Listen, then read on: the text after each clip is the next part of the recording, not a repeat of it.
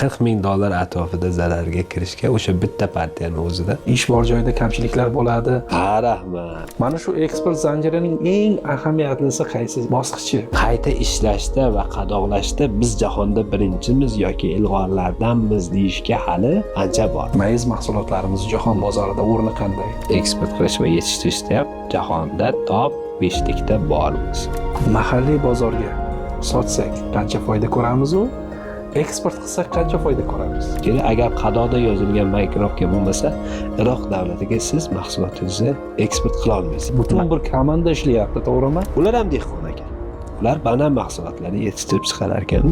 Eksportchida, ya'ni tilni bilishdan tashqari ham qanaqa bir ko'nikmalar bo'lish kerak? Qishloq xo'jalik sohasida haqiqiy mutaxassislar yetishmaydi. Lord Foods'da qanaqa bir standartlari bor? Sibirni o'rmoniga borib mayizni topa olmayman. Arabistonning cho'liga borib uzum mahsulotini topa olmayman. Nyu-Yorkka borib tok eka olmayman. 35 ta davlat degani 35 ta mijozda 35 ta xarakteri degani.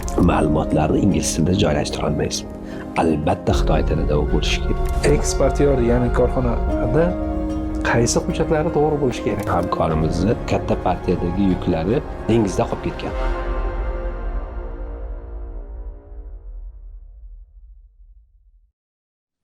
Assalomu alaykum hurmatli kuzatuvchilar, barchalaringizga yaxshi kayfiyat tilagan holatda O'zmet loyihasi doirasida Urgut tumaniga tashrif buyurganmiz ijodiy jamoamiz bilan. Urgut tumanidagi Lord Foods mas'uliyati cheklangan jamiyatidamiz. Korxonaning rahbari Baxtiyor aka Bekboyev bilan suhbatlashamiz. Asosiy mavzu eksportga qaratilgan, xususan qishloq xo'jalik mahsulotlarini eksportidagi jihatlar. Avvalambor xush kelibsizlar Lord Foods korxonasiga. Mana shunday ulug' ayyom kunlarida Ramazon oyida sizlarni ko'rib turganimizdan juda ham xursandmiz va ushbu loyihani oldingi sonini ham kuzatdik. Nozir aka Aliyevichning fikrlarini o'rgandik. O'ylaymanki, jamiyatimizda o'sha iqtisodiyot tarmog'ida bo'ladimi yoki jamiyatning har qaysi bir bo'g'inida bo'ladimi, shu faol insonlarimiz uchun alohida bir ko'nikma, bilim olish va tajriba, tasavvurga ega bo'lish bo'yicha juda bir foydali, muvaffaqiyatli loyiha bo'lgan ekan va biz kelajakda ushbu loyihani bir muvaffaqiyatli loyihalardan biri sifatida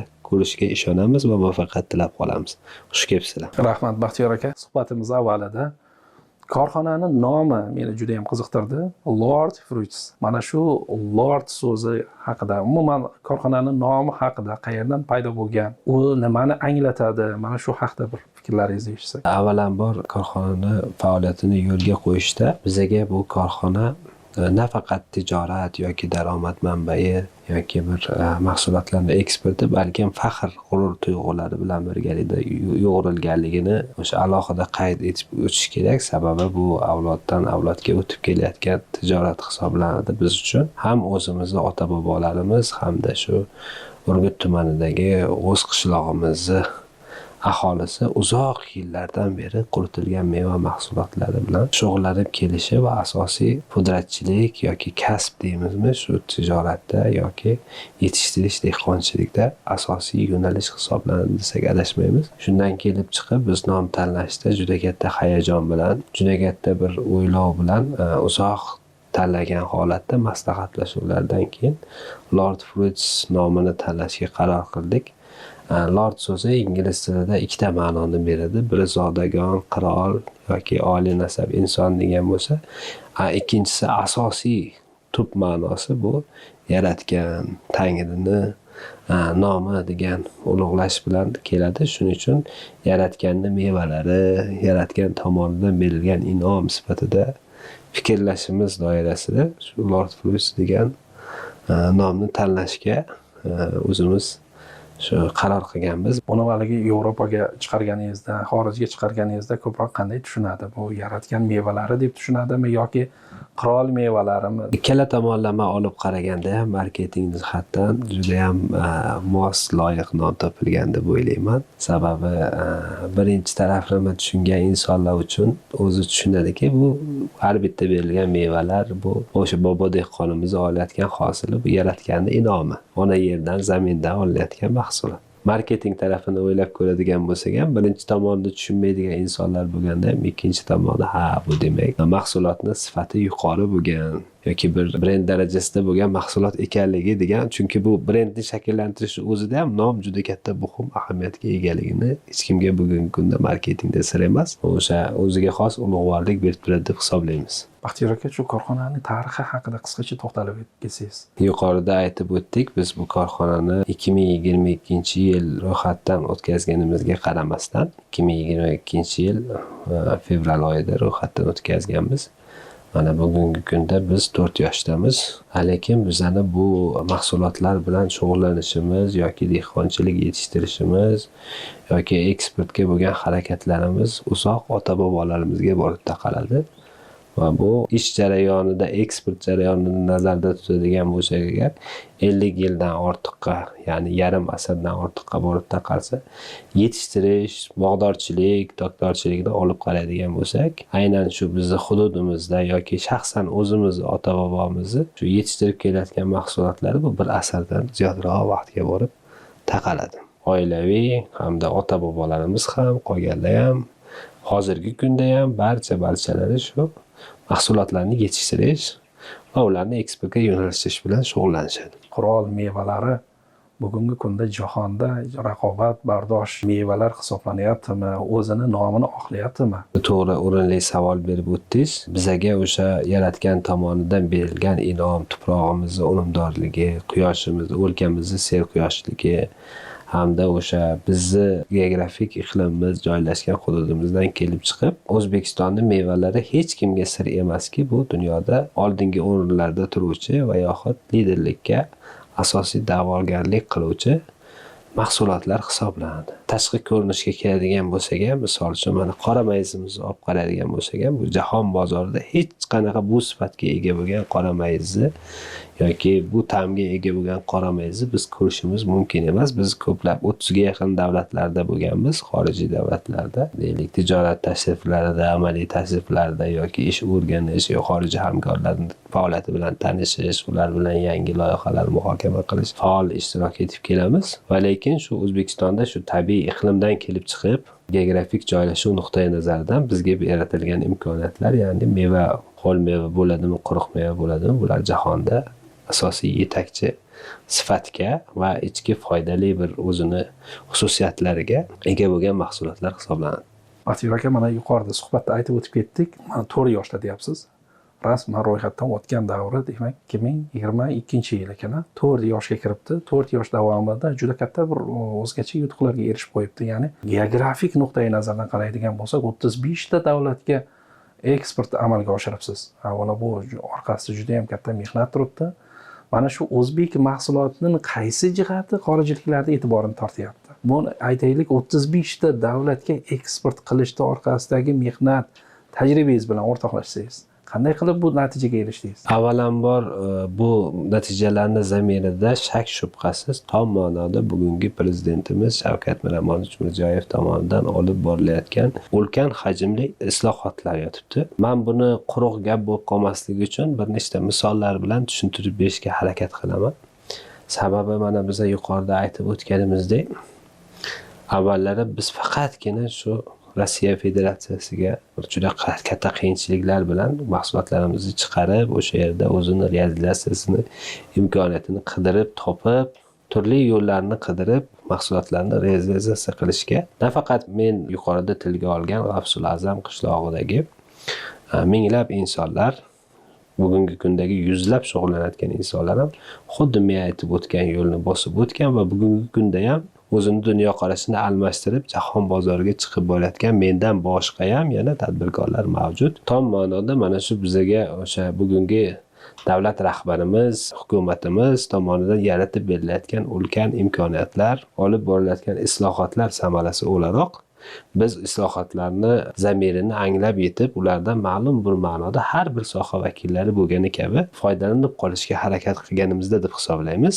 Eksport geografiyamizga keladigan bo'lsak, mana Xudoga shukr, bugun biz eksport geografiyasi bo'yicha zanjirli o'zi yetishtirib to'g'ridan to'g'ri eksport qiluvchi prodyuser deb ataladi ingliz tilida, manufacturer producer. Eksport qiluvchi korxonalar ichida Markaziy Osiyoda geografik jihatdan biz birinchi o'rinda turamiz.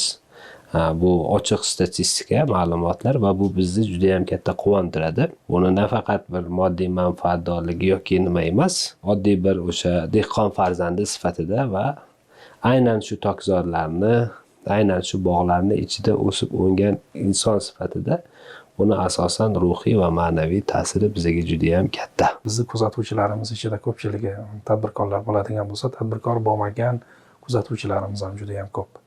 Mana shu mayizimiz, aytaylik, qora mayizimiz daladan to xorijliklarning dasturxoniga yetib borguncha qanday yo'llarni bosib o'tadi? Mana shu zanjirni bir oddiy til bilan tushuntirib bersangiz, hamma uchun menimcha qiziq bo'lsa kerak deb o'ylayman. Endi bu eng asosiy ish, bu dalalarimizdagi mana shu dehqonchilik va xoh u mayiz mahsulotlari bo'lsa agar o'sha tokzorlarimizni, uzum bog'larimizni yaratishdan boshlanadi va ularni o'sha alohida siparish bilan yetishtirish bilan agronomiya, agrotexnika ishlarini olib borish bilan boshlanadi va ularni o'sha yetishib kelgan paytida mahsulotlarni terib olish, ularni terib olgandan keyin maxsus bir binolarda yoki maxsus bir uskunalar orqali ularni o'sha yog'ochlarni tik shaklda qurgan holatda ustiga o'sha oddiy tilda tushuntiradigan bo'lsak, setkalar, to'r deymiz, to'rlarni yayratish orqali shularni ilib chiqib quritiladi. Endi bu ko'proq dehqon xo'jaliklarimiz, tomorqa yer egalarimiz, fermerlarimiz ishiga kiradi. Asosiy qismi shu yerda ularning ishi yakunlanadi. Endi keyingi qismiga keladigan bo'lsak, alohida bu ikkinchi bosqich hisoblanib, ikkinchi bosqichda ushbu mahsulotlarimiz xomashyo sifatida mana bizning fabrikalarimizda, sexlarimizga kelgan holatda qayta ishlanadi va bir necha har bitta mahsulotda o'ziga xos spetsifikatsiyalari, xossalaridan kelib chiqib alohida bir turkumlarga bo'linib qayta ishlangandan keyin qadoqlash jarayoniga o'tiladi. Bu ikkinchi bosqich. Uchinchi bosqichga keladigan bo'lsak, mahsulotlarni marketingi va bozorlar topish masalasi.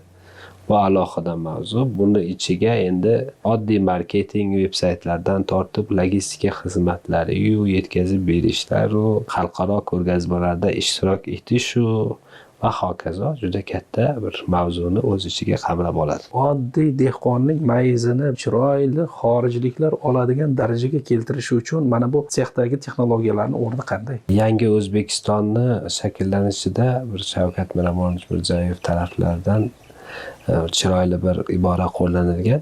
Har tong quyosh bir xil otmaydi deyilgan ibora bor. Ya'ni odamzod paydo bo'libdiki deyiladi. Bir qancha martalab yangilanadi, yangi davrlarni, yangi texnologiya asrlarni boshdan kechiradi deb. Haligi 50 yillik eksport tariximizga qaraydigan bo'lsak yoki qiynalgan ota-bobolarimiz eksport davriga qaraydigan bo'lsak, ular mana shunaqa dag'al bir 140-160 kilolik qoplarda eksport qilishgan va shuni ko'tarib, ortib, tushirib va hokazo shu shaklda, shu zaylda ular ish olib borishgan. Mana bugungi kunga kelib, har bitta mahsulotni brend darajasiga yetkazish har bitta tadbirkorning oliy maqsadiga aylangan. Shu jumladan mana biz ham o'zimizni korxonamizni Yevropa va Turkiyani zamonaviy texnologiyalar bilan jihozlagan holatda ishlab chiqarish jarayonlarini yo'lga qo'yganmiz va bugungi kun holatimiz faqatgina bugungi kundagi jahon bozoriga to'g'ri kela olishi biz chin dildan his qilamiz va ertaga biz yanada yangilanib, yanada yangi bosqichga kirib, yanada bir o'zimizni ustimizda ishlab, yanada bir boshqacha yangi bir usullar bilan, yangi bir qadoqlar bilan, yangi bir ishlab chiqarish jarayonlarini yo'lga qo'ygan holatda bozorlarga kirib bormasak, bu o'ylaymanki kechagi kun bilan yashashni o'zi bilan nimadir o'zgarib qolishi bugungi kunda qiyinlashib bormoqda. Ta'bir joiz bo'lsa, bu ishni sevmagan inson bo'lsa agar, ozgina o'zini ovora qilib qo'yishi ham hech gap emas. Baxtiyor aka, mana qarang, 2022-yilda eksport geografiyangiz ma'lum bir chegaralangan bo'lganda, aytaylik 2 yoki 3 davlatlarga eksport qilgansiz. Ma'lum bir xatoliklarga yo'l qo'ygansiz. To'g'rimi? Bugunga kelib 35 ta davlatga ega bo'lish, ya'ni eksport qilish, ya'ni O'rta Osiyoda, O'zbekistonda yagona bir yetakchilikni egallab turgan ekan Lord Fritz. Bu endi quvonarli holat, juda ham e'tirofga sazovor bo'lgan jihat. Endi mana shu ikkita uchta davlatlardan qanday qilib 35 ta davlatga kelishga erishildi? Bu qanday bir xorijiy tajribalarni, ya'ni Urgutga, Lord Fruits korxonasiga qanaqa joriy qilindi? Mana shu haqida ham bir ochiqlasangiz. Yo bu biznes sirimi? Bizda sir degan narsa yo'q. Biz yuqorida ham ta'kidlab o'tib keldik. 2022-yil korxonamizni ochgan bo'lsak, ungacha ham bizani doimiy shu Rossiya Federatsiyasiga yoxud shu sobiq Sovet davlati respublikalariga ora-sira doimiy eksportimiz bo'lib kelgan. Va xususan mana bizni birgalikda shu korxonani tashkil qilganimiz, shu loyihani yo'lga qo'ygan ta'sischi investorimiz ham bir qator Rossiya Federatsiyasida o'zlarining omborxonalari, savdo nuqtalari bo'lgan. Va biz bu kunda yetib kelgan paytimiz o'sha savdo nuqtalarini o'zimizcha tugatib, endi biz dunyo bozoriga yuzlanamiz degan niyatni, maqsadni oldimizga qo'yganmiz. Va buni birdan bir sababi bu, yana aytib o'taman, yurtimizda olib borilayotgan islohotlar. Islohotlar bizga nima berdi? Lord Fruitsga nima berdi? Savolning ikkinchi qismiga keladigan bo'lsak, Lord Fruits uchun islohotlar ma'lum bir muddatda transport xarajatlarini chegirmalarini berdi. Ya'ni ma'lum bir muddatda ko'plab korxonalar, O'zbekiston bo'ylab minglab, balkim 10 ming, 100 minglab korxonalarga o'sha paytdagi eksportni rag'batlantirish agentligi, bugungi kundagi savdoni rivojlantirish kompaniyasi tomonidan prezidentimizning alohida farmonlari, qarorlari, eksportga bo'lgan, eksportchini rag'batlantirishga bo'lgan qarorlari orqali transport chegirmalarini yaratib berish imkoniyati yo'lga qo'yilganligi. Ikkinchi masalada esa mana shu xalqaro maydonlarda rivojlangan davlatlar bilan teppa-teng va davlat tomonidan tekinga xalqaro ko'rgazmalarda ishtirok etish imkoniyatlarini yaratib berilganligi. Xoh u qishloq xo'jalik mahsulotlari bo'lsin, xoh u tekstil bo'lsin, xoh u oziq-ovqat, boshqa sohalar, qurilish materiallari deymizmi? Barcha kompaniyalar uchun bugungi kunda ham alohida savdoni rivojlantirish kompaniyasi orqali, uning ko'magida barcha mas'ullar, vazirlik, tashkilot idoralarining ko'magi orqali o'z mahsulotlarini chet el davlatlariga eksport qilmoqchi bo'lgan tadbirkorlar uchun, ta'kidlab o'taman, jahonning top 10 ta, asosan 15 ta, 20 talarga kiradigan ko'rgazmalarida doimiy ravishda aynan O'zbekiston davlatidan qatnashayotgan kompaniyalar uchun tekinga qatnashish imkoniyati yaratib berilgan. Bizga ko'plab hamkorlarimiz hatto tasavvurga ham sig'maydiki, o'sha O'zbekiston davlati tekinga shunaqa dunyoni birinchi, ikkinchi raqamlar, biz juda eng ko'p qatnashgan nimamiz, ko'rgazmalarimiz birinchi, ikkinchi, uchinchi raqamli dunyoni ko'rgazmalari. Shu dunyoni ko'rgazmalarida deylik, bu balki mubolag'a bo'lar, lekin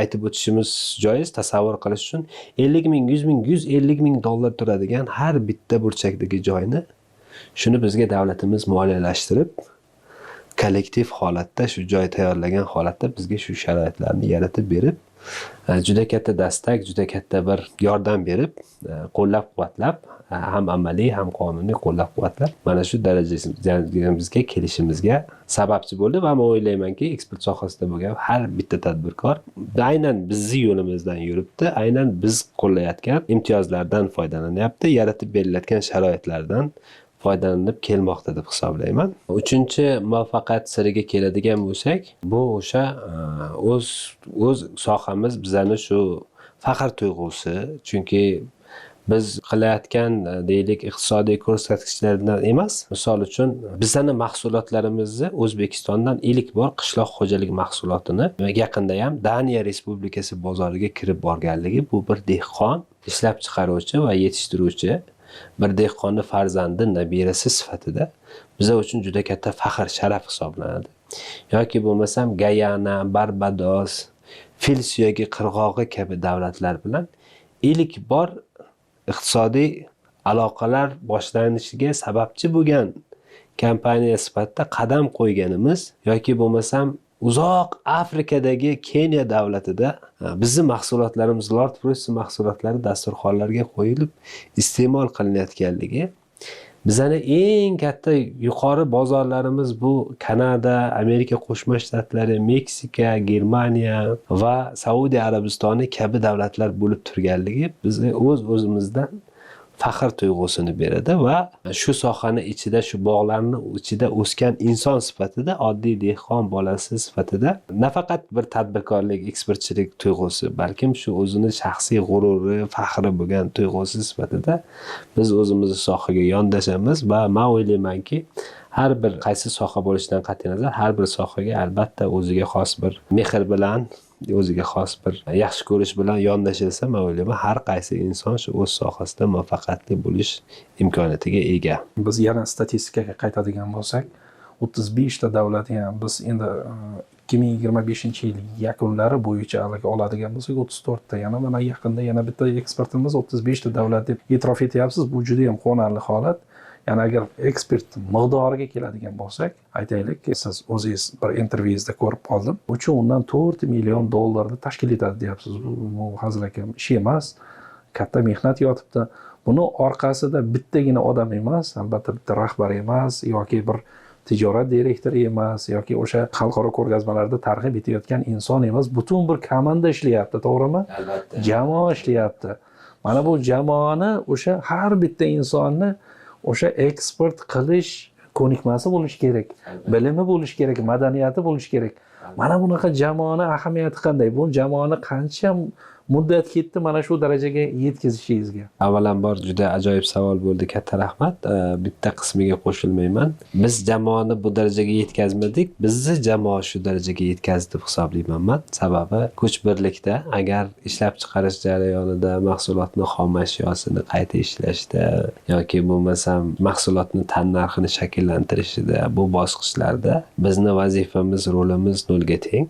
Bu bizani mana shu ishlab turgan hozirgi kundagi o'sha birgalikda jamoada faoliyat yuritayotgan jamoadoshlarimizning mehnati. Shuning uchun ham bizda sir yo'q deb aytdim. Nimagaki, bu narsani hamma biladi. Buni tagida juda katta mashaqqat, juda katta bir sabr, matonat yotibdi. Uni shu qishloq xo'jaligi mahsulotini yuqorida siz savol berdingiz, to uni yetishtirib, tayyorlab, quritib, qayta ishlab, zanjir sifatida eksportchini dasturxonigacha, ya'ni import qiluvchi davlatni dasturxoniga yetkazib bergunizcha, bu juda katta mashaqqatni o'z ichiga oladi. Demak, shunda professional jamoa kerak bo'ladi va bizning jamoamiz tabiiy ravishda shu hammasi o'zimizni o'sha joylashgan hududimizda, ya'ni o'zimiz yashab kelayotgan Urgut tumanida bo'lganligi uchun va bu Urgut tumanining asosiy driver sohalaridan biri bo'lganligi uchun mana shunday yutuqlarga erishishga muvaffaq bo'lib turibmiz. Ko'rsatkichlarga keladigan bo'lsak, men o'ylaymanki, yaqin 2-3 yil ichida bularni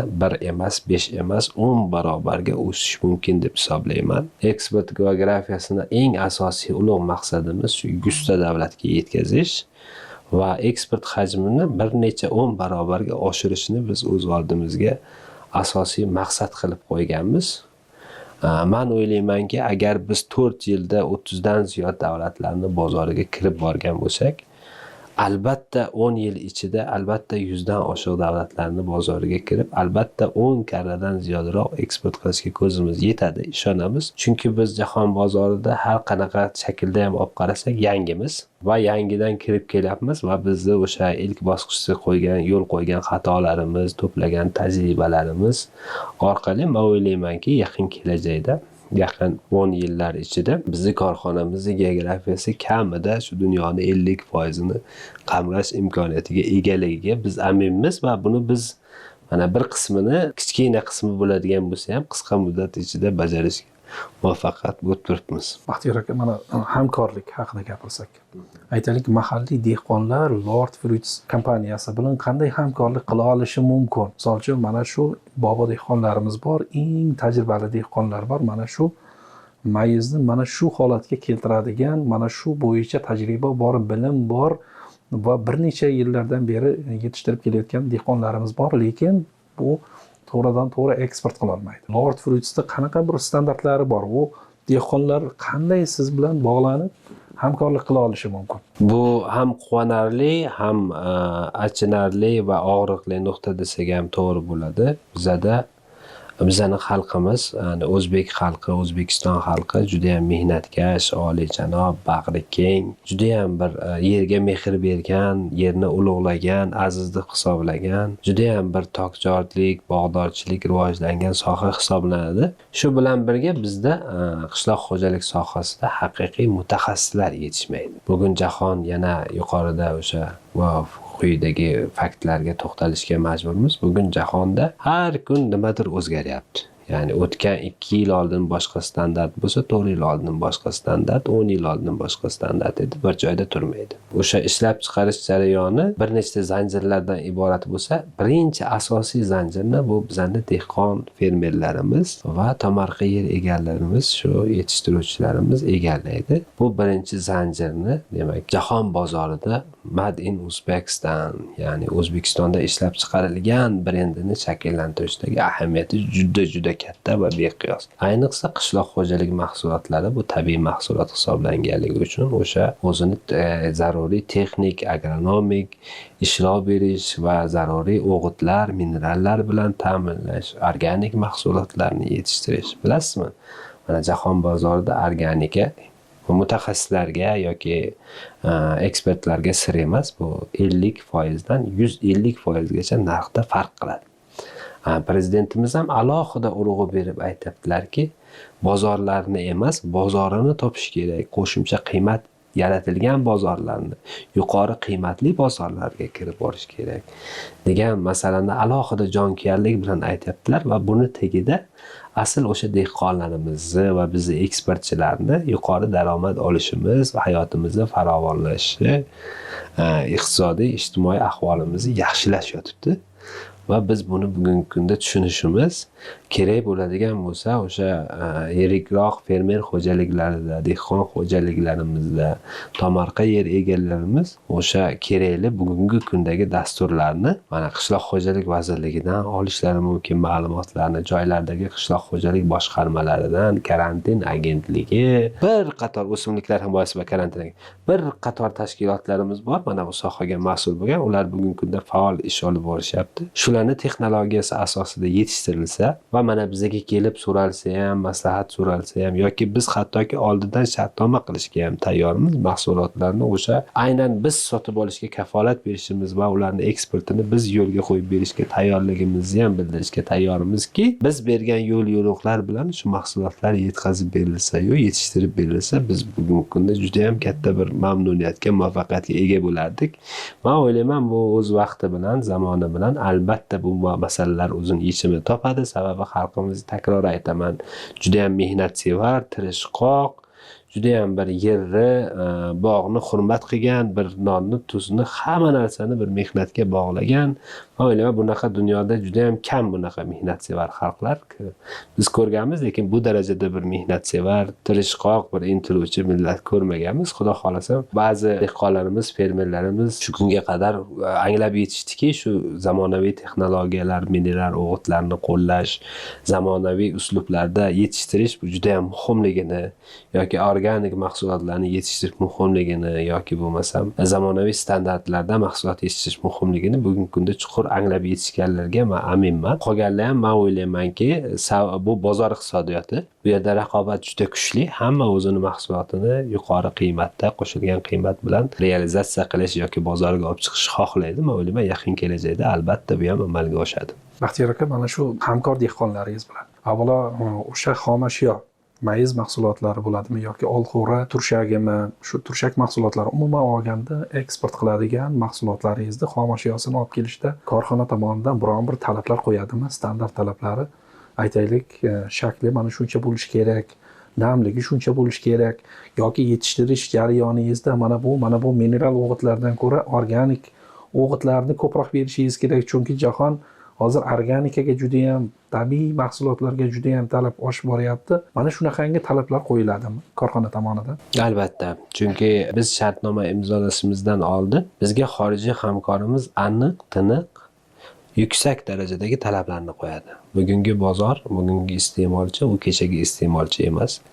Bugun barcha iste'molchi xohlaydiki, muqobil yaxshi narxlarda yuqori sifatli mahsulotni talabgir bozorlari faqatgina shu yuqori sifatiga bo'lgan talab. Endi hozir mana yuqorida juda to'g'ri ta'kidlab o'tdingiz, bu narsalarni o'sha hajmi, bu narsalarni o'sha ko'rinishi, tashqi ko'rinishi yoki o'sha qayta ishlanganligini holati yoki o'sha ma'lum bir standartlarga muvofiq kelishi va hattoki mana axlatoksin, aflatoksin tekshiruvlari va bir qator tekshiruvlar bor, bular hozir o'nlab sanash mumkin.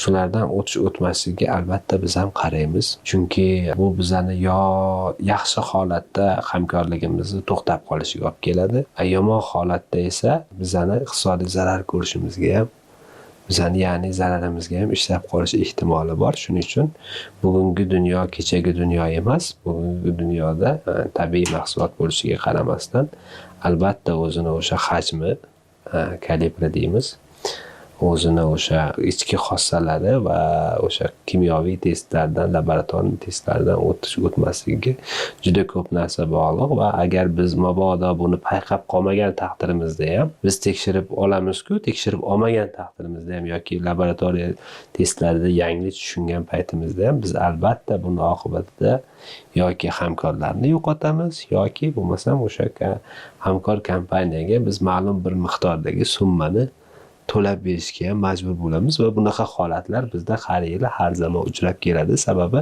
ba'zi vaqtda ishlab chiqarish jarayonida xohlaymizmi, yo'qmi, tabiiy mahsulot bo'lganligidan barcha partiyalarni tekshirish imkoniyati bo'lmay qolishi mumkin yoki siz tekshirgan partiyada yaxshi chiqqan bo'lsa agar, deylik o'sha partiyani davomidagi mahsulotdan nimadir bo'lib qolgan holatlar ham bo'lgan va buni hisobida biz juda katta og'ir bir o'zimiz uchun badallarni yoki ziyonlarni to'lagan vaqtimiz ham bo'lgan. Shuning uchun ham bu ekspert degani yoki ekspertchi degani yoki dehqon degani yoki bir umuman tijorat va biznesning insoni degani bu faqat muvaffaqiyat yo g'alabali marshdan iborat degani emas. Bu shu achchiq o'zini haqiqat va tajribalariga ham ega. Baxtiyor aka, sizni ko'p ko'ramiz, hali bu davlatda, hali bu xorijiy davlatda, hali Germaniyada, hali boshqa bir xalqaro ko'rgazmalarda borib qatnashayotganligingizda va u yerda bir 3 ta tilda, o'zbek tilida, rus tilida va ingliz tilida shu ko'rgazmalarda targ'ibot jarayonini, shu voqea jarayonini bir yoritib berayotganingizni ko'ramiz. Endi mana shu ko'rgazmalarda ahamiyati ham bormi shu mijozlar topishda yoki shunchaki borib bir status uchun, ya'ni obro' uchun aylanib kelishmi yo bu? Yoki mana shu bitta stend orqasidan ko'rgazmalarda qatnashib million dollarlik, ya'ni shartnomalar ham imzolanyaptimi u yerda? Albatta, har bitta oziq-ovqat ko'rgazmasini biz uchun juda ham katta ahamiyati bor. Chunki yuqorida juda uzoq ta'kidlaganimizdek, bu bizga bugungi kunda yaratib bergan ulkan imkoniyat va islohotlarning samarasi. Lekin bu yerga borib sayohat qilib kelish mumkin degan joyi emas. Sababi o'sha bizga yaratib berilayotgan imkoniyatlarning ortida shartnomaning shartlari bor. Oferta shartnomasi deyiladi. Ya'ni korxona o'sha o'zi qatnashgan ko'rgazmani bir necha 10 barobari miqdorida eksport qilib berish majburiyati qo'yiladi korxonaga. Ya'ni men bu yil nechtadir ko'rgazmaga qatnashsam, qanchadir bir miqdorda albatta eksport qilib chiqarib berishim kerak.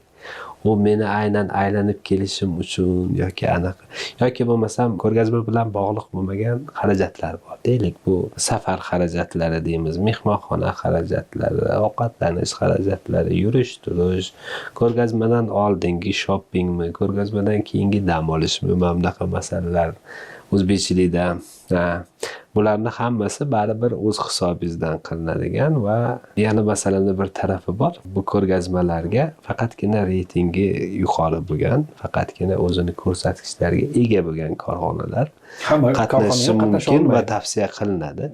Bu hamma uchun ochiq tizim, sistema. Lekin bu o'z navbatida o'sha korxonalarimizga eksport qilish majburiyatini yuklaydi. Agar korxona eksport qila olmasa, o'z o'rnida u korxona javobgar korxona hisoblanadi va o'sha davlatimiz tomonidan ajratilayotgan mablag'lar bo'ladimi yoki o'sha subsidiya deymiz, subsidiyadan demak noto'g'ri foydalangan sifatida javobgar bo'lib qolish ehtimoli juda katta. Eksportchida, ya'ni tilni bilishdan tashqari ham qanaqa bir ko'nikmalar bo'lishi kerak yoki bitta tilni bilish degani birdan mahsulot mijozini topib eksport qildi deganimi? Bugungi kunda masalan Samarqand davlat chet tillar institutida, men o'zim ham shu institutni tamomlaganman. 10 mingga yaqin talabalarimiz tahsil olyapti. Ularni har birini o'zini ma'lum bir qobiliyati bor. Ya'ni qaysi sohadan ketishini o'zlari qobiliyatiga qarab, qiziqishlariga qarab tanlaydi, lekin til bildi degani bu qaysidir sohani mutaxassisi bo'ldi degani emas. Til bildi degani bu sizga qo'shimcha beriladigan, yaratadigan imkoniyat, communication skills deydi, ya'ni o'sha siz bilan boshqalarning o'rtasidagi bog'lanishdagi baryerlarni olib tashlanishi. Ya'ni sizda devor bo'lmaydi o'rtangizda. Bo'ldi. U bilan qanday siz bilan muloqot qilib turgan bo'lsak, hozirgi o'rinda u bilan ham xuddi shunday samimiy, ochiq muloqot qilish imkoniyatini beradi. Lekin bu muvaffaqiyatni 100% ga ta'minlab beradi degan gap yo'q, chunki har bitta sohani o'zini, deylik, o'ziga yarasha sir-sinoati, qiyinchiligi, mashaqqati bor va bu o'rganishi kerak bo'lgan juda katta ilmi va samarasi bor. Men o'ylaymanki, bularning ichida sanashimiz mumkin bo'lgani bu birinchi o'rinda biznes diplomatiyasi. Ya'ni xaridor, bozor, segment, ya'ni segment deganda mahsulot segmenti. Marketingda shunaqa tushuncha bor, 4P va 7P deydi. 4P shu price, product, ular mana shu narxni shakllanish jarayoni, mahsulotni shakllanish tannarxi, mahsulotning sifati va u qaysi bozorga to'g'ri kelishini tushunish va qaysi xaridorga qaysi mahsulotni tavsiya qila bilish. Misol uchun men ochig'ini aytsam, mana misol bizada mana turli xildagi mahsulotlar bo'ladi va ularning qiymatlari ham o'sha bozordagi narxlari ham turlicha bo'ladi va har bir bozorning o'zini yoki har bir xaridorning o'zini segmenti bor. Ma'lum bir turdagi mahsulotlari bor. Deylik, Xitoy Respublikasiga faqatgina qora mayizimiz, olxo'rimiz va yoxud o'sha tabiiy o'rikimiz bor bir turi. Shular ko'proq xaridorgir hisoblanadi va ayrim oltin gugurt ishlatilgan va ishlab chiqarilgan mahsulotlar Xitoy Xalq Respublikasiga eksport qilish taqiqlanadi. Va bunaqa barcha dunyoning davlatlari haqida shunaqa narsalarni biz aytib o'tishimiz kerak. Markirovka Iroq davlati uchun masalan, markirovka bu o'sha qadoqni o'zida yozilgan bo'lishi kerak. Agar qadoqda yozilgan markirovka bo'lmasa, Iroq davlatiga siz mahsulotingizni eksport qila olmaysiz. Ya'ni ko'pchilik korxonalar, mana bugungi kunda biz qo'llaymiz, ko'pchilik korxonalar qo'llaydi, deylik, o'sha markirovkani yopishtiradi. Stiker shaklida, etiketka shaklida, kimdir ruchnoy, ya'ni qo'l bola shaklda, kimdir bo'lsa o'sha avtomatlashgan texnologiya orqali o'sha qutilarni, o'sha yoki hajmlarni, deylik, qadoqlarni ustiga yopishtiradi. Iroqda shunaqa talab borki, deylik, shu markirovkani shunaqa yopishtirish mumkin ham. Yoki bo'lmasam, deylik, bir Hindistonda shunaqa talab bor. Ular birona metil bilan fumigatsiya qilishni talab qiladi. Xitoy Xalq Respublikasi esa alyuminium fosfat bilan fumigatsiya qilishni talab qiladi. Buni bilmagan tadbirkor agar ikki taraf ham bilmasa, juda katta o'zini o'zi jarlikka kirgizib olgan bo'ladi, tushirib olgan bo'ladi ikki taraf ham. Yoki bir taraf bilib turib, ikkinchi taraf bilmasa, bu o'sha eksportchini o'zini noprofessionalligidan yoki o'sha sohada yetarli bilim ko'nikmalarga ega bo'lmaganligidan dalolat berib qoladi. Va bu juda katta risk xavflarga olib keladi o'z o'rnida. Shu iqtisodiy risklarga, xavflarga olib keladi. Mana shunday bir tajribalar, keyslar ham bo'lganmi? Misol uchun, xorijiy hamkorlar o'zbek mahsulotlarini biz olmaymiz deb turgan joyida qanaqa bir tushuntirishlar, qanaqa bir yondashuvlar bilan o'sha xorijiy hamkor butun sizni ajralmas bir mijozingizga aylanib qolgan holatlar bo'lganmi? Bunaqa holatlar juda ko'p bo'lgan, quvonarli holatlar. Avvalo bizni O'zbekiston sifatida va nafaqat bizni korxona va O'zbekistondagi o'sha yetakchi korxonalar, qishloq xo'jaligi mahsulotlarini qayta ishlash va eksport qiluvchi korxonalar bilan birga xalqaro maydonda o'zimizni faoliyatimizni olib boramiz, ko'rgazmalarda, yoxud muloqotlarda, biznes tashriflarda, B2B'larda ishtirok etamiz va uni o'sha samarasi o'laroq bizni uzoqdan kuzatib yurgan va hatto o'sha 2 yillab, 3 yillab kutib turib keyin biza bilan shartnoma imzolagan korxonalar juda ko'p bo'lgan. Xususan biz mana shu Germaniya bozoriga kirishimiz 3 yil vaqtni olgan. Kanada bozoriga kirishimiz 3,5 yil vaqtni oldi. Vaholanki biz ularni bilardik, bizni ular bilardi. Uncha ko'p rivojlanib ketmagan, juda katta bir vahimaga ega bo'lmagan Hindiston bozoriga kirishimiz kamida 6 oy vaqtni olgan. Ya'ni uni har bittasi o'sha nima deydi, alohida bir o'ziga xos zavq, alohida bir o'ziga xos bir iftixor, g'urur, bir faxrni insonni o'zini bir his etish imkoniyatini yaratib beradi va o'sha professionallar ko'proq tajriba orqali siz bilan yaqinlashishadi va sizni faoliyatingizni o'sha ma'lum bir kerak bo'ladigan bo'lsa bir necha yil davomida kuzatib, keyin sizni mahsulotlaringiz bilan ishlash qaroriga ham kelish ehtimollari juda katta. Bunaqa bir quvonarli voqealar ko'p bo'ladi. Mana yaqinda ham bir Hindistondan mehmonlarimiz kelishdi. Ular shu import bazasini sotib olishgan ekan. Import bazasini o'sha Hindistonda hozirgi kunda ikkita kompaniya bilan ishlaymiz. Hali 3-kompaniya keldi. Ularda import ko'rinib turar ekan, qaysi kompaniyada import qilyapti. Ular bizni qidirib kelishdi. Biz hali chiroyli qilib mehmon qildik, boshqa qildik. Ular ham dehqon ekan. Ular banan mahsulotlarini yetishtirib chiqarar ekan. Shu aynan biz dehqon bo'lganimiz uchun, ular dehqon bo'lgani uchun biz boshqa joyga bormaymiz, sizlar bilan ishlaymiz degan maqsadda mana shu orqali mana 3-hamkorga ega bo'ldik Hindistonga. Ular o'zlari yana bitta qiziq voqea bo'ldi. O'sha O'zbekistondan 62 ta kompaniya shu ko'rgazmada, Galfood ko'rgazmasida qatnashayotgandi va aynan biz o'sha paytda o'sha joyda bo'lmaganmiz. Bir necha soat oldin chiqib ketganmiz, chunki Ummonga o'sha maxsus taklif bo'yicha Luli gipermarketlari bilan muzokaralar o'tkazish maqsadida bir necha soat oldin biz ko'rgazmani tark etganmiz. Shu sababli ular kelib bizni ko'rishmagan, boshqalarni ko'rishgan, lekin bizni O'zbekistonga qidirib kelib bizdan olib ketishganiga odam inson albatta juda ko'p xursand bo'ladi. Juda katta bir insonga bir motivatsiya, juda katta bir ruhlantirish beradi insonga. 35 ta davlat degani, 35 ta mijozda 35 ta xarakteri degani, 35 ta talabi degani. Mana shu qaysi bir davlat bilan ishlash sizga bir osonroq yoki bir qulaylik beradi-yu, qaysi bir davlat bilan hamkorlik sizga qanaqadir noqulayliklar olib keladi? Endi bu men o'ylaymanki, ko'proq davlatlarga bog'liq bo'lmaydi. Menimcha bu eng qiyin davlatlarga o'sha mana biz yuqorida faxr bilan ta'kidlab o'tdik. Biz ilk bor kompaniya o'laroq Daniya davlatiga O'zbekiston Respublikasining qishloq xo'jalik mahsulotlarini eksport qilgan kompaniya sifatida qishloq xo'jaligimiz tarixida qoldik yoki bo'lmasam bir nechta davlatlarga O'zbekistonda ilk bor savdo shartnomalari imzolangan, ya'ni iqtisodiy aloqalar boshlanishiga sababchi bo'lgan ilk bor biz eksport qilgan kompaniya hisobida kichik davlatlar yoki uzoq davlatlar bor. Bularning qatorida Barbados, Gayana, Fidsuyaga qirg'og'i va hokazo. Endi bular albatta har bitta davlatning o'ziga yarasha juda katta qiyinchiliklari bor. Mana yuqorida sanab o'tdik. O'sha har bitta davlatga eksport qilayotganingizda o'zini e'tibor berishi kerak bo'lgan qo'llanma yo'riqlari, hujjatlari yoki bo'lmasam o'sha fumigatsiya qilish jarayonlari, yo logistikasi yoki geografik joylashuvi, uni juda katta detallari bor. Men o'ylaymanki, o'sha masala oson qiyinligida emas, masala faqatgina shu shijoat bilan yondashish, ishlash. Yana aytaman, chin ko'ngildan o'zini qilayotgan ishini yaxshi ko'rish, chin ko'ngildan o'zini aynan hayoti va ishi uyg'un bo'lib, shu ishidan motivatsiya olib yashaydigan insonlar uchun o'ylaymanki, bunaqa qiyinchiliklar unaqa katta narsa bo'lib ko'rinmaydi deb o'ylayman. Mana faoliyatimiz davomida biz ham misol uchun ko'plab geografik to'siqlar yoki qiyinchiliklarga yoki ba'zi paytda siyosiy tushunmovchiliklarga duch keldik. Misol uchun biz ta'kidlab o'tishimiz mumkin, hech kimga sir emas, bu ma'lumotlar ochiq. Misol biz o'sha oxirgi marta Saudiya Arabistoniga bir necha yil oldin eksport qilgan vaqtimizda Saudiya Arabistonida o'sha Siyovish kanalida Xusiylar degan terror guruhi, o'sha Yamandagi Xusiylar o'sha Suvaysh kanalini yopib qo'ygan.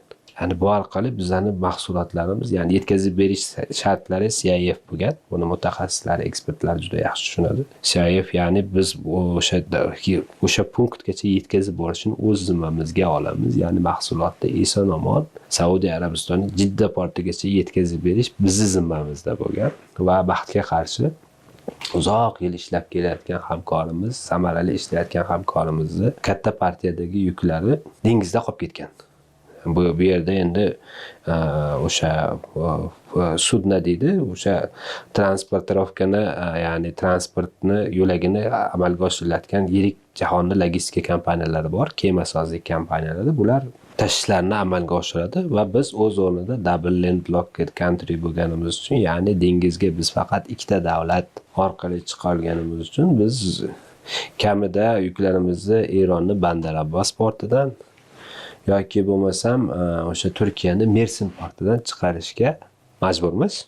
Va bu o'sha o'ziga xos bir logistika noqulayliklarini yoki jahon bozoridagi logistikada bizning logistikamizni nisbatan qimmat chiqishini vaholanki mana oxirgi davrlarda prezidentimiz ham juda katta jon qo'ydiryaptilar.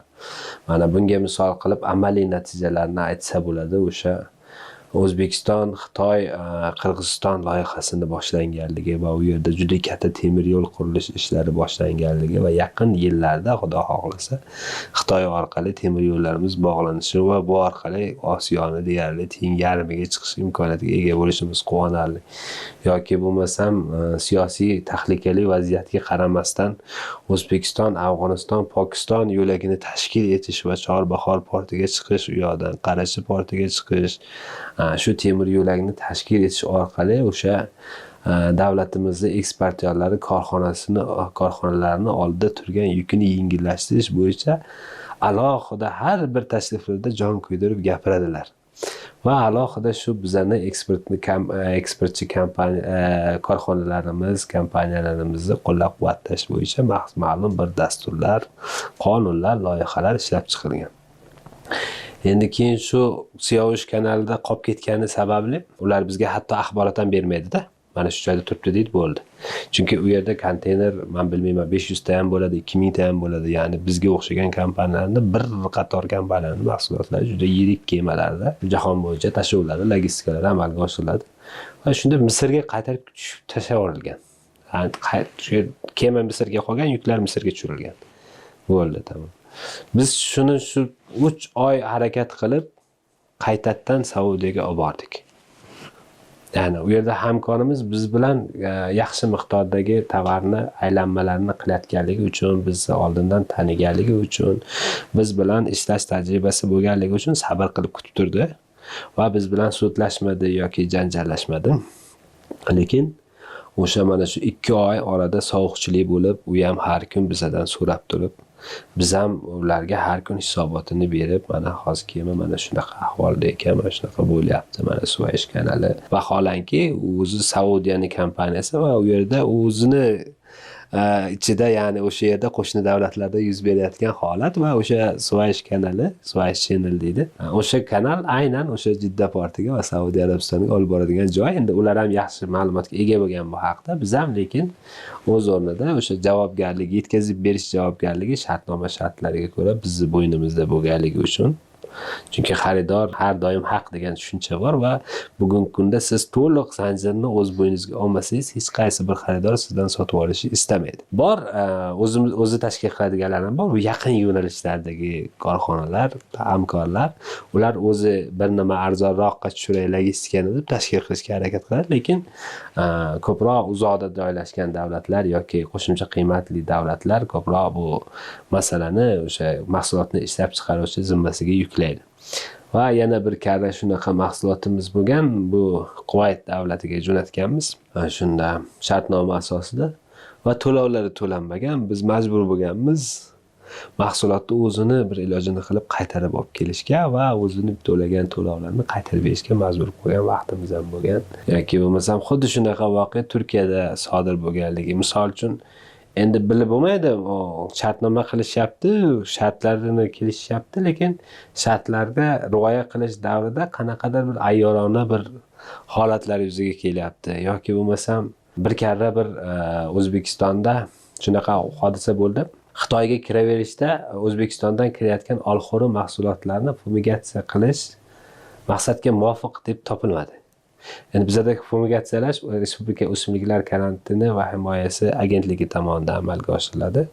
Bunda korxonalar ishtirok etmaydi, ya'ni jismoniy yuridik shaxslar ishtirok etmaydi. Bevosita o'zlari davlatiga qarab, mahsulotni eksport qilinayotgan davlatiga qarab o'zlari dorilaydi. Lekin Xitoy kabi bir masalan qudratli gegemonlar yoki o'zini jahonni siyosiy yoki iqtisodiy hayotida juda katta bir zanjirga ega bo'lgan davlatlar mayda davlatlar bilan uncha ba'zi holatlarda o'zini o'rnini ko'rsatib qo'ygisi keladi. Shu nuqtai nazardan bizni 4 ta foramizni Xitoydan qaytarib olib kelishga va uni boshqatdan qayta ishlashga logistika xarajatlarini o'sha nima deydi, bir $40,000 atrofida zararga kirishga o'sha bitta partiyani o'zida shunaqa holatlarga misol sababchi bo'lgan voqealar bor. Biz uni vazirlikda bilganimizda bizga aytishmagandi deyishdi, ya'ni Respublika o'simliklar garantini va himoyasi agentligida.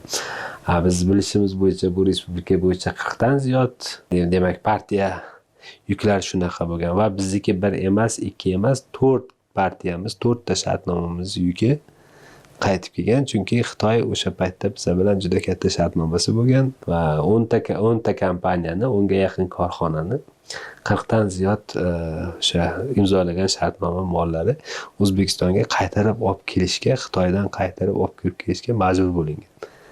Endi bu nimani iqtisodiy tarafi alohida, lekin unga ketadigan sarf, xarajat, energiya, bu haqda qayg'urish, asabiylashish deymizmi, bir hayajonda ushlab turishi bu insonni. Bu o'zi alohida bir, ya'ni tarix, alohida bir qiyinchilik deb hisoblaymiz. Shuning uchun faqatgina bu masalani yengil taraflari ham yo'q. Buni o'sha o'ziga xos bir og'irroq taraflari, o'ziga xos bir qiyinchiliklari har bir sohada bo'lgani kabi bizning soha ham shu risklardan, ehtimoliy bir oqibatlardan xoli emas. Hattoki ikki taraf bir-biri bilan samimiy bo'lgan taqdirda ham qandaydir holatlarda, o'zi istamagan holatlarda qanaqadir oqibatlarga olib kelishi hech gap emas. Ish bor joyda kamchiliklar bo'ladi.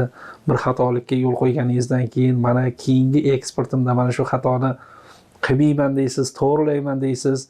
Mana shu 4 yil mobaynida va 35 ta davlatga eksport qilganda odamning ma'lum bir tajribalari shakllanib boradi. Mana shu muvaffaqiyatga erishganda o'zingizga olgan eng muhim xulosalaringiz qanday bo'ldi? Juda ham haqli savol berdingiz ustoz.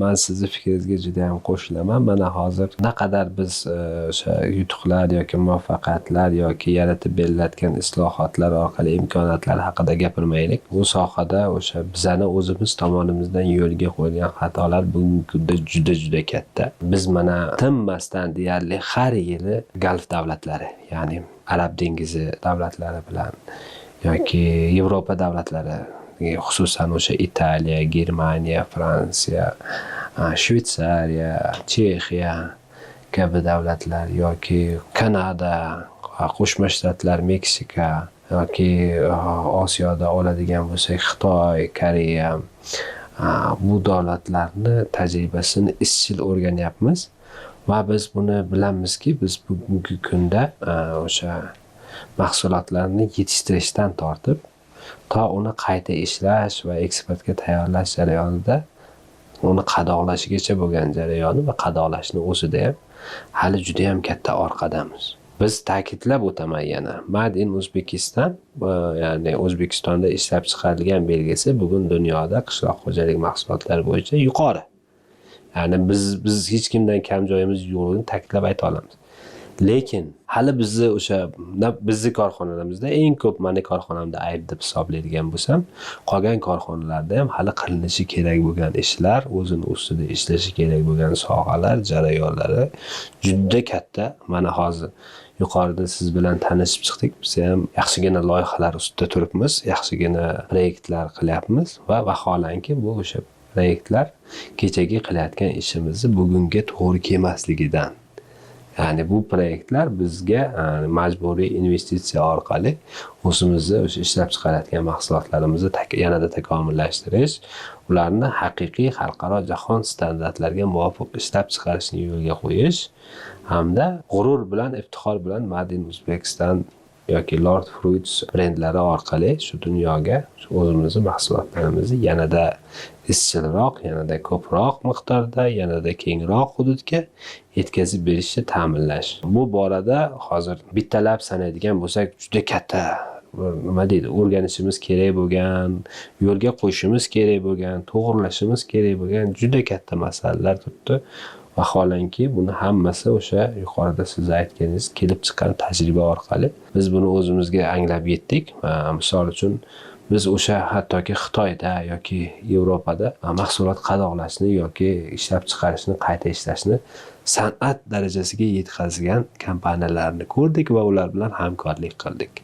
Ya'ni bu bizni darajamiz bilan ularning darajasi o'rtasida juda katta farq bor. Vaholanki bu biz tan olishimiz kerak. Biz hali qishloq xo'jaligi masalasida jahon standartlari bo'yicha lider davlatlar qatorida yoki lider jamiyat qatorida shakllantirishimiz uchun ancha mehnat qilishimiz kerak bo'ladi. Demak, biz mana bu mamlakatimizda yetishtirilgan mevalarni ta'mi bilan maqtanib emas, kerak bo'lsa qadog'ini ham chiroyli qilishimiz kerak. Rahmat. Chiroyli qilishimiz kerak. Chiroyli qilishimiz kerak. Rahmat. Juda bir arzimas mahsulotni ham shunaqa darajasiga olib kelishganki, inson o'ylaydiki, buni ichida boshqa narsa bor deb o'ylaydi. Aslida bizning mana bu mahsulotimiz dunyoda yo'q. Bu mani fikrim emas, bu manga o'xshagan jahonning ekspertlari bo'ladimi, o'sha ekspert importchi kompaniyalar bo'ladimi, tashkilotlari bo'ladimi, barchasi tan oladi. Mana shu ayrim bir turdagi mahsulotlarimiz jahonda bunaqa sifatda mavjud emas. Bu aniq, aynan biz eksport bilan shug'ullanayotgan mahsulotlar shunday. Lekin aynan qayta ishlashda va qadoqlashda biz jahonda birinchimiz yoki ilg'orlardanmiz deyishga hali ancha bor va ishlab chiqarish jarayonida ham va yetishtirish jarayonida.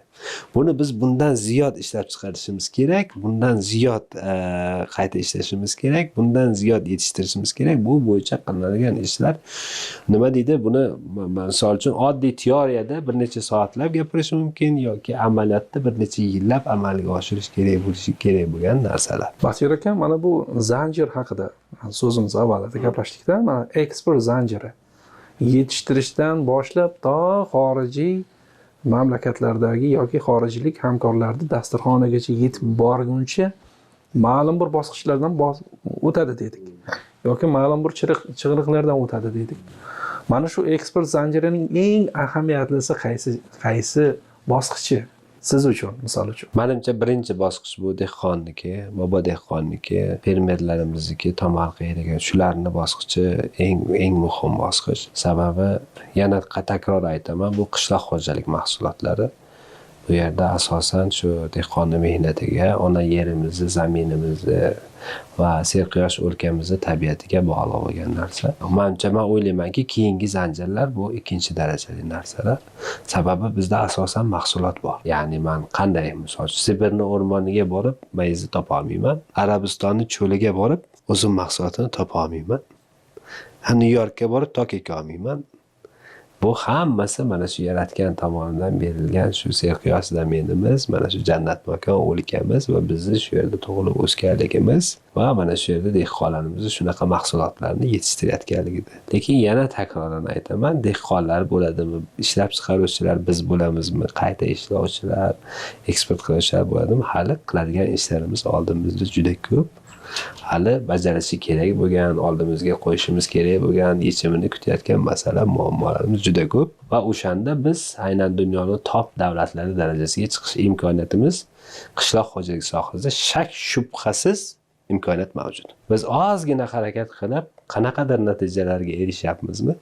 Demak, biz haqiqiy jahonning o'sha top davlatlari qatorida tilga olinadigan, e'tirof etiladigan natijalarga erishishimiz mumkin. Uni yana o'sha mashaqqatga, mehnatga, intilishga, izlanishga, ilmga va boshqa sohalarga borib taqaladi. Mayiz mahsulotini to haligi xaridorga yetib borguncha yoki bojxona rasmiylashtiruvida qolib ketmasligi uchun yoki biron bir chegarada to'xtab qolmasligi uchun qanaqa bir hujjatlari to'g'ri bo'lishi kerak yoki qanaqa ishlarni to'g'ri yondashish kerak. Misol uchun ba'zan ko'p eshitamiz, aytaylik, ma'lum bir chegarada qolib ketdi. Bojxona rasmiylashtirish jarayoni uzoqqa cho'zilib ketib qoldi. Mana shu qaysidir hujjati balki to'g'ri emasdir. Qaysidir standart talablariga mos kelmasdir. Mana shunday to'xtalishlar bo'lmasligi uchun eksportyor, ya'ni korxonada qaysi hujjatlari to'g'ri bo'lishi kerak, qaysi jihatlarni to'g'ri yondashish kerak. Endi avvalambor buni misol uchun bir qator toifalarga bo'lsak bo'ladi. Misol uchun bizning korxonaning mahsulotlariga keladigan bo'lsak, ular xalqaro sifat standarti sertifikatlari bilan jahon darajasida sertifikatlangan. Ya'ni o'sha ISO 22000 oziq-ovqat ishlab chiqaruvchilar va xavfsizligi bo'yicha yoki ISO 9001 bu ya'ni o'sha ishlab chiqarish menejmenti va texnologiyasi bo'yicha yoki ISO 14001 bu ekologik чистый produkt ya'ni ekologik tabiiy toza mahsulot degan. Bular o'sha xalqaro standartlar talabiga mos keluvchi hujjatlar hisoblanadi. Endi uni hozir mana biz yangi loyihalarni yo'lga qo'yapmiz. Ularning yangi etaplari, yangi darajalari mavjud. Biz shu jahonni o'sha ilg'or talablariga mos kelishga harakat qilyapmizmi? Demak, eng ilg'or texnologiyalar, eng ilg'or o'sha amaliyot bizda bo'lishi kerak degan tushuncha orqali harakat qilyapmiz va xudo xolasa yaqin kelajakda shuni yo'lga qo'yish niyatidamiz. Endi qolgan hujjatlar yuzasiga keladigan bo'lsak, hujjatlar asosan bir standart ko'rinishda bo'ladi, lekin barcha davlatlar uchun o'zini alohida qo'shimchalari yoki o'zgarishlari bor. Bu sohada to'g'ridan to'g'ri istalgan insonga Respublika O'simliklar himoyasi va karantini agentligi hamda bojxona qo'mitasi, O'zbekiston Respublikasi bojxona qo'mitasi joylardagi barcha bo'limlari yordam berishadi, ko'mak berishadi, yuridik maslahat berishadi deylik. O'sha misol uchun mana biz fil suyagi qirg'og'iga eksport qildik. Keyin bizga chiqishdi. Baxtiyor aka deyishdi, "Ha, desam shu fil suyagi qirg'og'iga eksport qilayotgan ekansiz. Biz oldin bunaqa tajriba bo'lmagan. Bizga 2 kun beringlar" dedi. Biz dedi o'sha fil suyagi qirg'og'i bilan pergovor qilib olaylik, hali karantiniga ruxsat olaylik.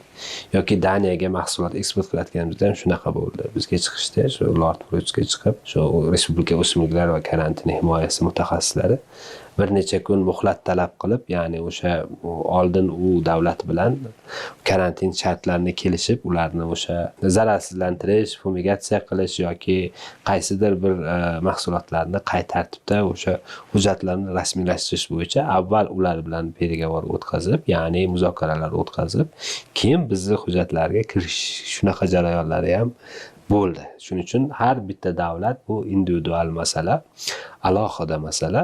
Bunga o'sha yana bitta uchinchi bir qo'shimcha qiladigan tarafimiz bor. Sizda albatta bizda bo'lgani kabi professional yurist, aynan yurist hamda deklaranslaringiz bo'lishi kerak. Ya'ni yuristlaringiz bo'lishi kerak.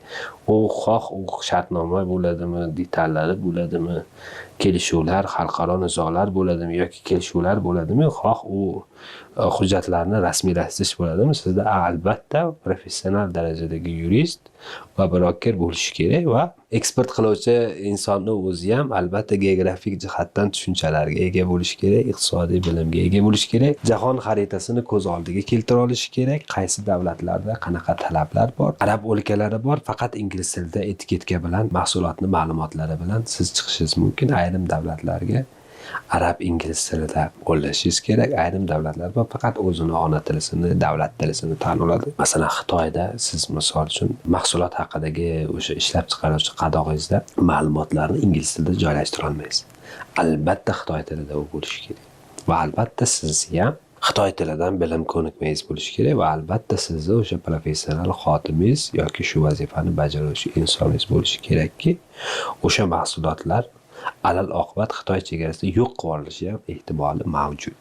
Uni hech kim sizga hech qanaqa kafolat bermaydiki, agar siz o'sha ishlab chiqarish jarayonida hujjatlarni to'g'ri amalga oshirmasangiz yoki bo'lmasam to'g'ri ma'lumotlarni aynan o'sha talab qilingan davlat tillarida ko'rsatmasangiz, o'zgina qiyinchilik yoki og'irliklarga ham olib kelish ehtimoli jarayonlari mavjud. Baxtiyor aka, endi mana mahsulotlarimizni, milliy mahsulotlarimizni jahon bozoridagi o'rni haqida bir ikki og'iz gaplashsak-da. Mana aytaylik, mayiz mahsulotlarimiz jahon bozorida o'rni qanday? Juda ham yoqimli savol. Bu oxirgi yillarda biz o'sha quritilgan mevalar sohasida 2015 gacha bo'lgan statistikada 2% jahon bozorini 2% quruq mevalari O'zbekistondan chiqardi. Bu 50 dan biri degani. 2% miqdorda O'zbekiston bozori hissasiga to'g'ri kelardi va asosiy eksport bozorimiz 80-85% faqatgina Rossiya va Qozog'iston bozoriga to'g'ri kelgan statistika bo'yicha. Mana bugungi kunda shu oxirgi 10 yil atrofida yoki 9 yil atrofida bo'layotgan jarayonlar, amalga oshirilgan islohotlar, bugungi o'sha olib borilayotgan samarali faoliyat dehqonlarimizda, fermerlarimizda o'zini mahsulotiga bo'lgan mehrini ortishi yoki hurmatni ortishi, o'zini mehnatini qadrlashini ortishi orqasidan bugungi kunda bizani o'sha jahondagi ko'rsatkichimiz 3,5-4% atrofiga o'sdi. 3,5% bu juda katta sezilarli, chunki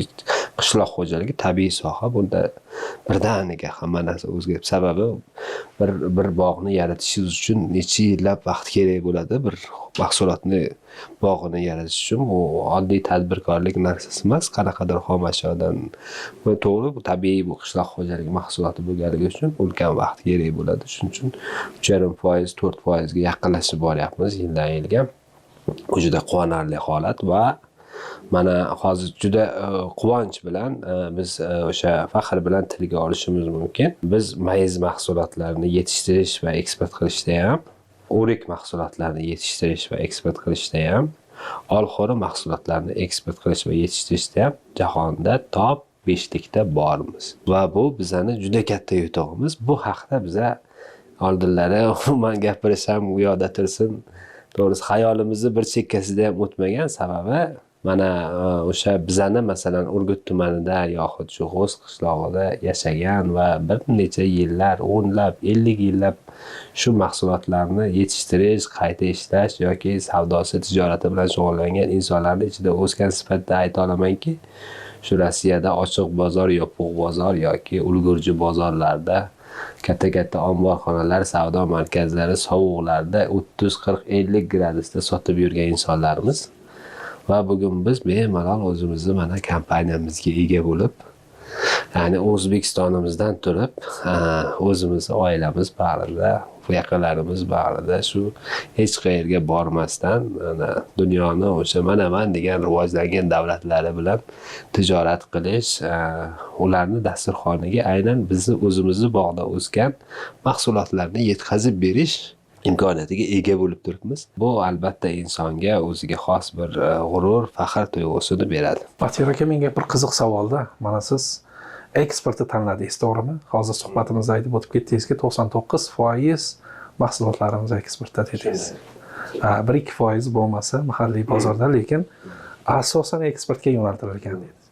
Bu yo'lda nima uchun, qanday tanlagansiz eksport qilishda? Yoki buni bir yutuqli tomoni shunchaki mamlakatimizni jahon miqyosidagi bir salohiyatini ko'rsatib berishmi, yoki buni orqasida bir foyda bormi? Aytaylik, mana bu mayiz mahsulotini mahalliy bozorga sotsak qancha foyda ko'ramiz, u eksport qilsak qancha foyda ko'ramiz? Bilasizmi, bu barchasi bir-biriga bog'liq bo'lgan iqtisodiy tushunchalar, ustoz.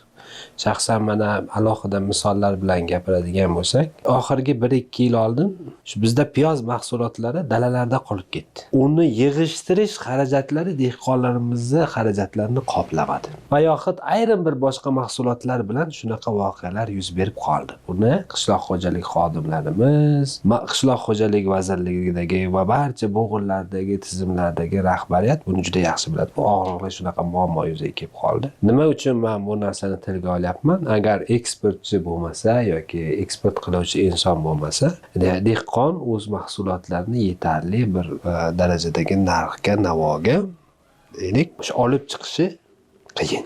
Bu chambarchas bir-biriga bog'liq. Yoki bo'lmasa mana bizda hozir ko'plab import chekkadan kirib kelish holatlari kuzatilyapti, go'sht mahsulotlari.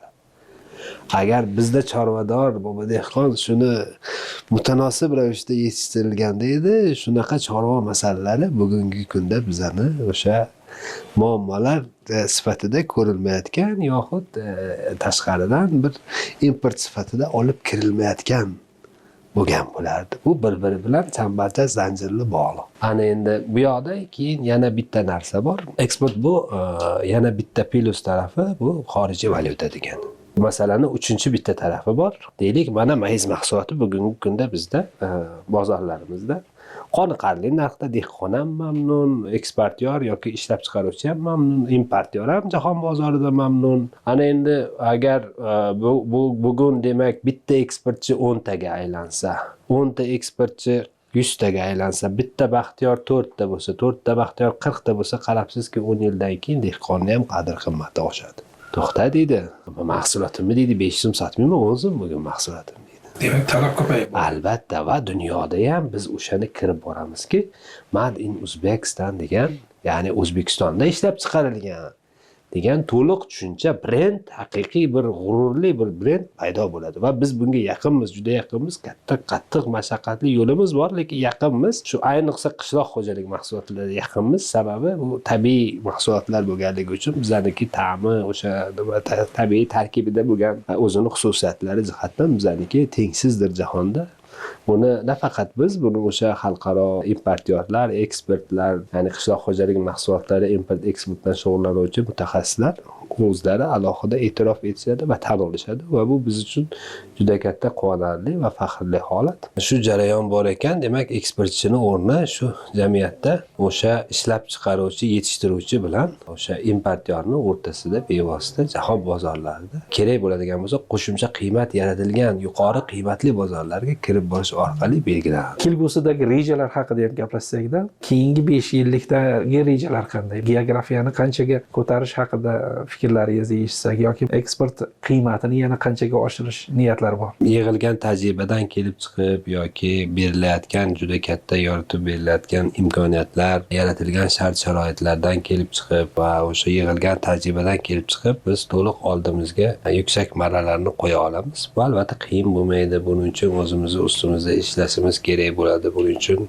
texnologiyalarimizni rivojlantirishimiz kerak bo'ladi. Buning uchun jahon tajribasini yanada chuqurroq o'rganib, yanada xalqaro standartlarni joriy qilishimiz kerak bo'ladi. Va biz buni naqadar qiyin bo'lmasin, mamnuniyat bilan, quvonch bilan va o'ziga xos mehr-muhabbat bilan qilishga tayyormiz. Sababi bu bizani o'sha o'zimizni, ota-bobomizni qilib kelayotgan ishlari, kasblari va bugungi kunda o'sha bizni oddiy misol uchun tuman hokimliklari, viloyat hokimligi yoki vazirliklarimizdan tortib shaxsan prezidentimiz o'zlarigacha shaxsan ko'rishgan holatda bizni o'sha muammolarimiz bilan doimiy qiziqib borishlari yoki bizga o'sha amaliy qonuniy tizimli muammolarimizda har doim yordam berib kelishlari bu o'sha insonga o'ziga xos bir ruhlantirish, motivatsiya beradi. Men o'ylaymanki, biz albatta o'zimizni orzuyimizga yetamiz va Lord Fruits'ning mahsulotlari yaqin istiqbolda 50, uzoq istiqbolda esa 100 davlat dasturxonidan o'rin oladi va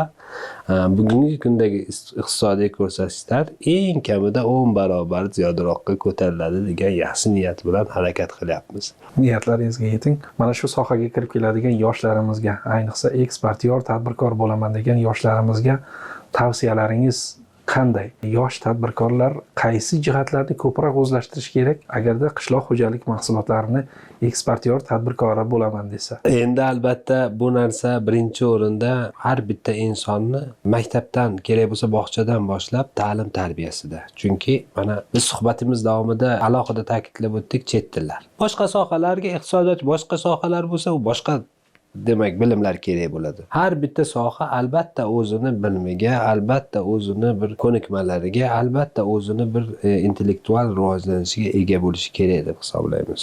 Shu jumladan ekspertchi bo'lish uchun ham albatta bog'chadan boshlab, maktabdan boshlab bugungi kundagi yoshlarimiz yoki o'sha ota-onalar o'z farzandlarini ta'lim, tarbiya berib, o'rgatib, o'qitib, yaxshi ta'lim oldirib borishlari kerak. Bu birinchi masala. Ikkinchi masala bu yaxshi ustoz ko'rish kerak albatta inson. Qaysi sohada bo'lishidan qat'iy nazar, o'sha o'z sohasida muvaffaqiyatli bo'lgan insonlarni davrasida, insonlarni atrofida experience deydi, tajriba, juda katta tajriba to'plashi, juda katta bir ilmiy bir yoki amaliy tajribaga, ko'nikmaga ega bo'lishi va undan keyin 3-bosqichda o'sha alohida mana bugungi kunda rivojlangan biznes qoidalar, qonunlarni o'rganish orqali katta risklarga, katta xavf-xatarlarni zimmasiga olmasdan sekin-sekin menimcha tajribalar orqali kirib kelsa maqsadga muvofiq bo'ladi va o'ylaymanki, inson yaxshi maktab ko'rganidan keyin, yaxshi ilmli inson yaxshi ustozlarni qo'lida tarbiya topsa, yaxshi maktab ko'rsa, men o'ylaymanki, kelajakda ham albatta o'zini yo'lini topib ketishi va o'zini sohasida juda katta bir yutuqlarga erishishi yoki qaysidir bir sohada muvaffaqiyatli faoliyat yurishi muammo bo'lmaydi deb o'ylayman. Baxtiyor aka, bizga ajratgan vaqtingiz uchun katta rahmat, mazmunli suhbat uchun juda ham katta rahmat. O'ylaymizki, bugungi suhbatimiz mana soha xodimlariga, ayniqsa eksportyor tadbirkorlarga, endi sohaga kirib kelayotgan tadbirkorlarga hamda sohaga kirib kelmoqchi bo'lgan tadbirkorlar uchun manfaatli bo'ldi deb o'ylaymiz. Katta rahmat ustoz, yana bir bor xush kelibsizlar faoliyatingizda va ushbu loyiha faoliyatida. Qolaversa, mana loyihani barcha ijodkorlarning faoliyatiga muvaffaqiyatlar tilab qolaman. Hamisha biz kabi yoshlarga yoki O'zbekistonning barcha o'sha tadbirkorlari bo'ladimi, faol jamiyat qatlami bo'ladimi, shularni faoliyatini yoritishda va buni xalqimiz bilan bo'lishishda charchamang deymiz va faoliyatingizda muvaffaqiyatlar tilab qolamiz. Katta rahmat ustoz. O'zmet loyihamiz davom etadi. Ekspert fikri rukni ostida bir-biridan qiziqarli bo'lgan suhbatlarni sizlarga taqdim etib boramiz. Bizga obuna bo'lishni unutmang va fikr mulohazalaringizni kommentariyalarda yozib qoldiring. Rahmat e'tibor uchun.